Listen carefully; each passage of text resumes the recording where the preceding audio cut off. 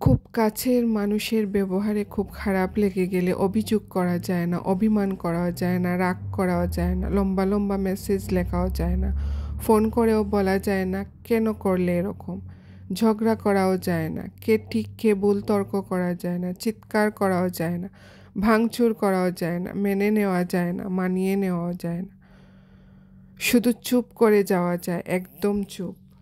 সংসার হয়ে গেলে একটা মেয়ে সব থেকে কী হারায় জানেন? যত্ন। কেউ তাকে ভাত বেড়ে দেবে সেই যত্ন, কেউ তার কথা শুনবে সেই যত্ন, প্রচণ্ড ক্লান্তিতে কেউ তাকে একটু ছুটি দেবে সেই যত্ন। এই সব হারিয়েও মেয়েরা কেমন সংসার আগলে ধরে জীবন পার করে দেয়। ছুটি নেই, ছাড় নেই, চোখের জলের দাম নেই, তাও সংসার আগলে ধরে রাখতে কি প্রবল আগ্রহ মেয়েদের। এই আগ্রহকে কি যেন বলে, বোকা একটা নাম আছে এই আগ্রহের, মায়া। নিজেকে নিঃশেষ করে সব আগলে রাখার এই আগ্রহের নাম মায়া, অথচ তার এই জন্য কারো মায়া হয় না। কি অদ্ভুত না ব্যাপারটা। সব কিছু করেও যখন দিন শেষে শুনতে হয় কিছুই করিনি।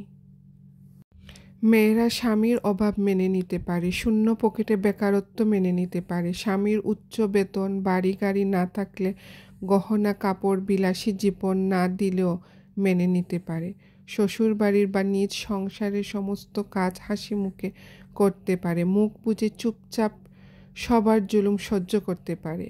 কিন্তু যার জন্য এত কিছু করা, সেই স্বামীর অবহেলা, অযত্ন আর ভালোবাসাহীন আচরণ মেনে নিতে পারে না।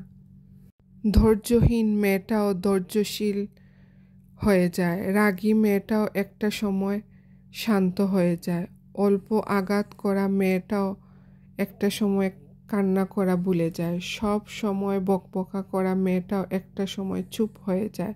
মানতেই হবে, পরিস্থিতি মানুষকে অনেক কিছু শেখায়। জীবনের এই পর্যায়ে এসে জীবনকে আমি এতটুকু বুঝেছি যে জীবন আসলে ধৈর্য ছাড়া কিছুই না। কেউ ছেড়ে গেলে ধৈর্য, কেউ রাগ করলে ধৈর্য, কেউ কুৎসা রটালে ধৈর্য, কেউ চরিত্রের উপর আঙ্গুল তুললে ধৈর্য, কিছু চাইলে ধৈর্য, কিছু না পেলেও ধৈর্য। মূলত ধৈর্য ধরাটা জরুরি। ধৈর্য ধরা ছাড়া আমাদের আর কোনো উপায় নেই। যে যত বেশি ধৈর্যশীল, জীবন তার জন্য তত বেশিই সহজ। আমার এই ভিডিওটা যদি আপনাদের ভালো লাগে তাহলে লাইক, কমেন্ট এবং শেয়ার দিয়ে পাশে থাকবেন। ধন্যবাদ। সব শেষে আবারও বলছি, ধৈর্যে যত ধৈর্য ততই ভালো। ধৈর্যের কোনো বিকল্প নেই।